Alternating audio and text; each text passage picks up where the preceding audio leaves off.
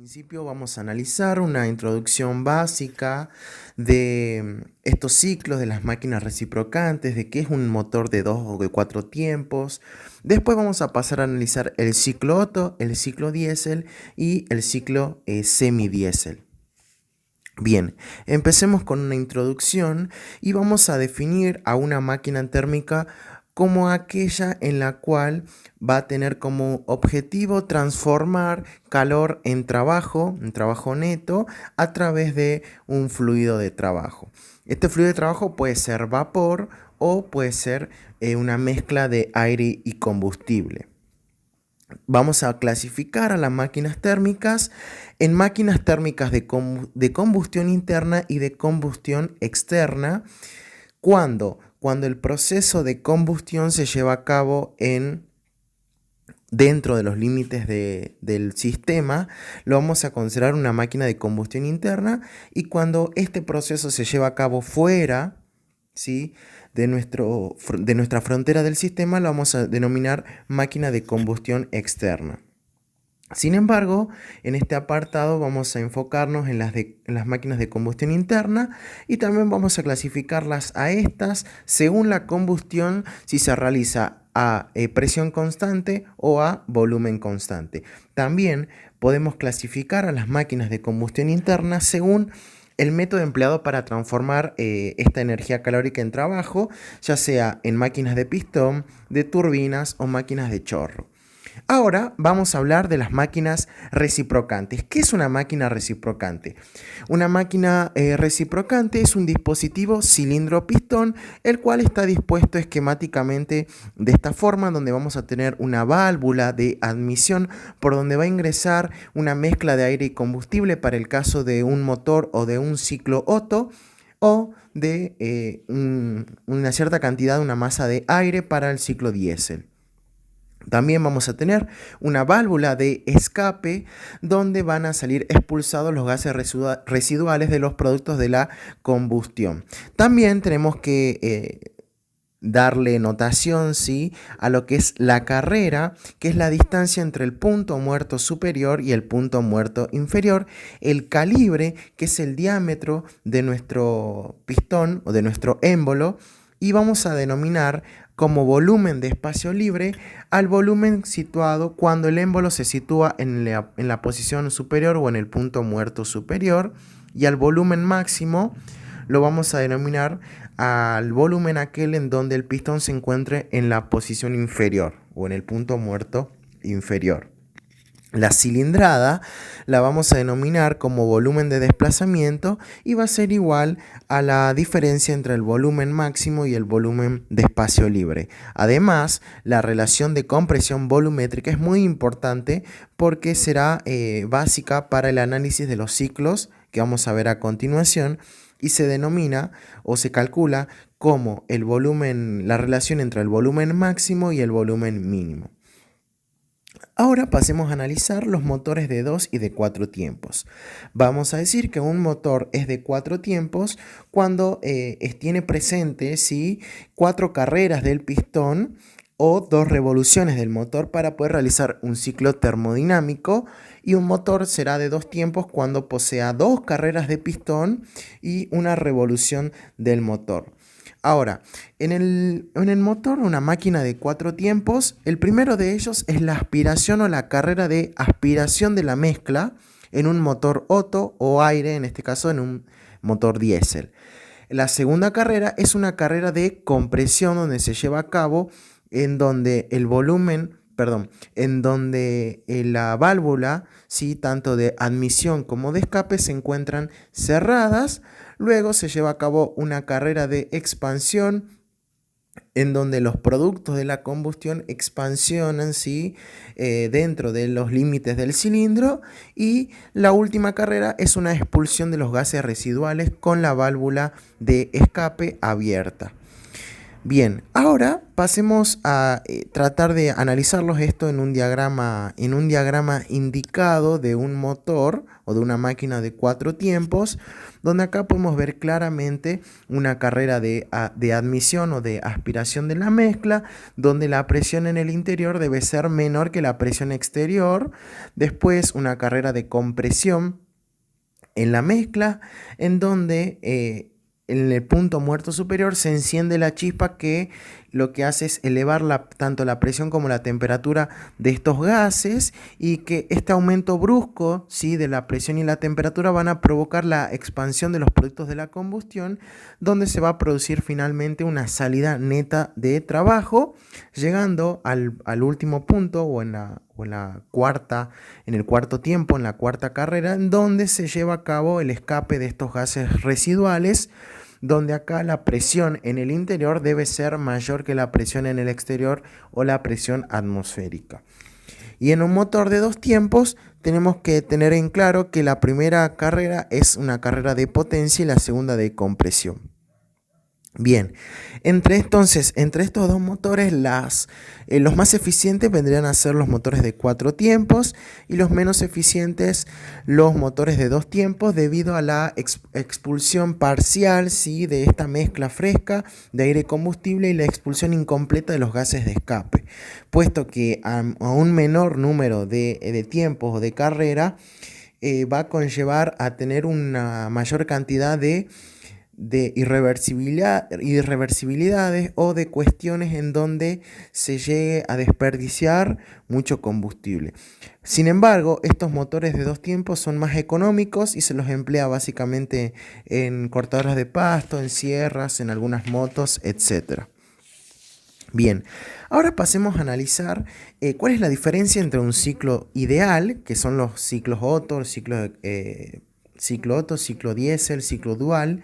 ¿Cuál es la diferencia entre estos ciclos ideales y un ciclo de Carnot? Bueno, la diferencia va a recaer en que los ciclos ideales son ciclos que son internamente reversibles, pero que no lo son necesariamente externamente reversibles. En cambio, los ciclos de Carnot o el ciclo de Carnot es tanto interna como externamente reversible. Ahora, ya nos vamos a introducir en el ciclo Otto, que es nuestro primer ciclo a analizar, pero antes tenemos que definir algunas simplificaciones para poder realizar correctamente nuestro análisis. Estas simplificaciones se las conoce como simplificaciones de aire estándar, en donde vamos a decir que el fluido de trabajo es aire y no los productos de la combustión, como sucedería en la práctica, en la vida real. En segundo lugar, vamos a decir que el aire se va a comportar como un gas ideal, que va a presentar calores específicos constantes, que el proceso de la combustión va a ser reemplazado por un proceso de adición de calor, y que, bueno, los procesos serán internamente reversibles. Ahora sí vamos a empezar a analizar el ciclo Otto. El ciclo Otto va a presentar los siguientes procesos. De 1 a 2 tenemos una compresión isoentrópica. De 2 a 3 tenemos una adición de calor a volumen constante, una adición isocórica, en donde el fluido toma o absorbe calor, ¿sí?, del medio. De 3 a 4 tenemos una expansión isoentrópica, y de 4 a 1 una expansión o un rechazo de calor también a volumen constante, en donde tenemos presente que hay una salida de calor, ¿sí? Bien, ahora, para calcular nuestro rendimiento, decimos que el rendimiento térmico de un ciclo Otto es 1 menos 1 sobre la relación de compresión elevado a la K menos 1, donde K es el coeficiente adiabático. En conclusión de esto, vamos a decir que el rendimiento de un ciclo Otto, ¿sí?, este rendimiento de un ciclo Otto es determinado o es función de la relación de compresión a partir o manteniendo constante los calores específicos. Por tanto, vamos a decir que cuanto mayor sea nuestra relación de compresión, tanto mayor será el rendimiento. Y normalmente esta relación de compresión es igual a 8, de 8 a 10. Por lo tanto, no es muy elevado. Ahora, ¿qué sucede cuando yo quiero elevar esta relación de compresión? Bueno, lo primero que vamos a concluir es que la temperatura de la mezcla aire y combustible se eleva por encima de la temperatura de autoencendido del combustible durante el proceso de combustión. ¿Y esto qué va a causar? Va a causar un temprano y rápido quemado del combustible, o lo que se conoce como el método de la autodetonación o el autoencendido. Y también va a dar lugar al golpeteo del motor, y esto va a causar daños en las máquinas. Por lo tanto, cuando nosotros tenemos un ciclo Otto y decidimos aumentar, ¿sí? O elevar tanto la relación de compresión, tenemos que tener en cuenta que esto va a causar, uno, el autoencendido, y otro, el golpeteo del motor, con lo cual es perjudicial para nuestra máquina. Ahora, ¿cómo puedo yo elevar esta relación de compresión? Lo vamos a poder hacer mediante mezcla de combustible con antidetonantes, por ejemplo, agregando tetretilo de plomo, etc. Bien, ahora vamos a introducir algunos conceptos tales como la presión media teórica, la presión media efectiva y la presión media indicada. En primer lugar, vamos a decir que la presión teórica media o media teórica es la relación entre el trabajo útil y la cilindrada. Por lo tanto, cuanto mayor sea la presión media teórica, mayor será el trabajo neto y mayor será la potencia desarrollada por nuestro ciclo. Entonces, rigurosamente vamos a decir que la presión media teórica es una presión ficticia que, si actuara sobre el área o sobre el émbolo, va a causar un trabajo neto que es análogo o equivalente al trabajo neto realizado en el ciclo real de Otto, ¿sí? Además, vamos a decir que la presión media indicada o presión media real es la relación entre el trabajo real de un ciclo y la cilindrada. Por lo tanto, podemos expresar también a la presión media teórica como el producto entre el rendimiento de calidad por la presión teórica media. Y la presión media efectiva es la relación entre el trabajo efectivo desarrollado por el ciclo y la cilindrada, y esta también a su vez es igual al producto entre la relación o entre el rendimiento térmico por el rendimiento de calidad por la presión teórica media. Y también vamos a decir que el rendimiento mecánico tiene que ver con algunas resistencias tanto mecánicas y no termodinámicas del motor.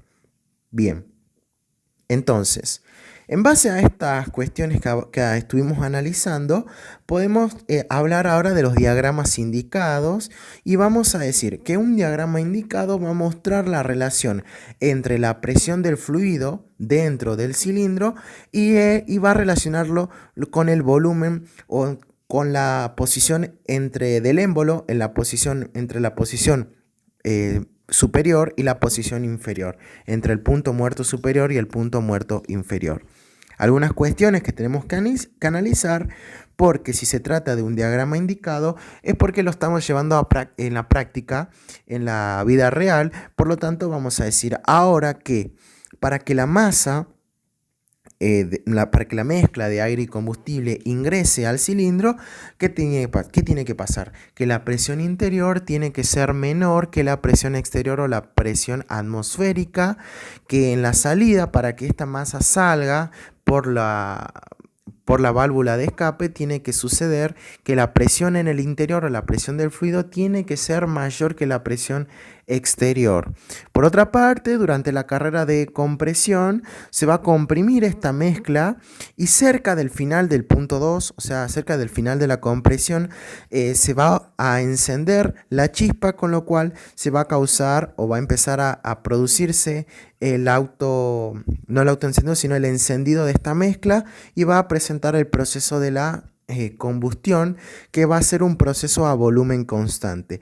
Pero en la práctica o en la vida real, este proceso no puede ser de manera tan brusca, no puede producir un elevado aumento, ¿sí?, de la presión, puesto que va a causar daños en la máquina.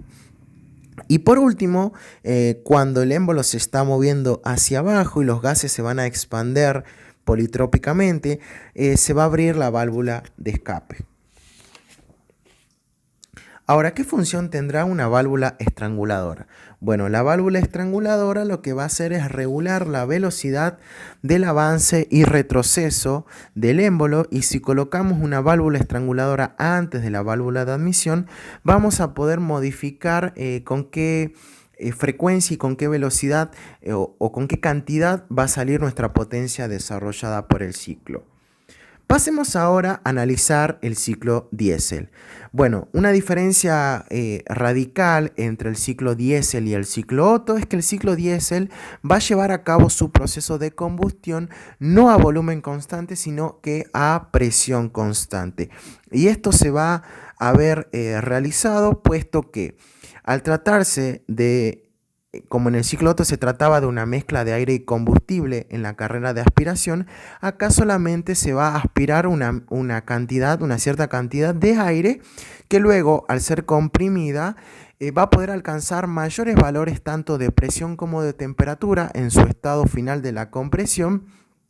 Y esta temperatura será mayor que la temperatura de autoencendido del combustible, con lo cual en este punto es donde se inyecta una cantidad de combustible atomizada o finamente pulverizada, ¿sí? Mediante un inyector de combustible, y se va a llevar a cabo el proceso de combustión, que será un proceso isobárico, un proceso a presión constante, para luego llevar a cabo una expansión isoentrópica y luego, sí, por último, finalizar una expulsión de estos gases a volumen constante. Por lo tanto, la relación de compresión será la misma, o sea, estará definida tanto por el volumen inicial y el volumen al final de la compresión, pero tendrá un valor casi el doble, ¿sí?, del ciclo Otto. Otro factor que tenemos que analizar o podemos definir es el grado de combustión o la relación de expansión, que va a estar dada por la relación entre el volumen en el estado 3 y el volumen en el estado 2, siendo el rendimiento térmico de este ciclo diésel como 1 menos 1 o el rendimiento de un ciclo Otto, y entre paréntesis o entre corchetes va a estar dada por esta expresión que vemos acá. Y lo importante es que a mayor relación de compresión, mayor será el rendimiento de este ciclo. Sin embargo, cuanto más grande sea la relación de expansión o la relación o el grado de combustión, menor será el rendimiento de este ciclo. Ahora, una cosa importante que tenemos que aclarar es que si tenemos un ciclo Otto y un ciclo diésel y ambos presentan la misma relación de compresión, vamos a decir que el rendimiento de un ciclo Otto es mayor que el rendimiento de un ciclo diésel, y lo podemos ver acá en un diagrama TS con el área rayada, ¿sí?, que representa esta diferencia básicamente del trabajo neto. Ahora, para un motor real será más rendidor utilizar un ciclo diésel que un ciclo Otto, porque este va a admitir una mayor capacidad de compresión o mayor capacidad de volumen. Y por último, vamos a analizar el ciclo dual, que nos dice básicamente que la combustión se va a llevar a cabo tanto a volumen constante y luego a presión constante. La temperatura al final de la compresión no va a ser lo suficientemente elevada como para poder realizarse un proceso a presión constante, por lo tanto se va a necesitar llevar a cabo un encendido, ¿sí?, un autoencendido, para luego provocar que se incide un combustible inyectado sobre las paredes hasta que termine la inyección a presión constante. Por lo tanto, vamos a tener una relación de compresión, una relación o un grado de combustión y una relación de presión entre la presión 3 y la presión 2. Y bueno, vamos a decir que el ciclo dual es una generalización tanto del ciclo Otto como del ciclo diésel.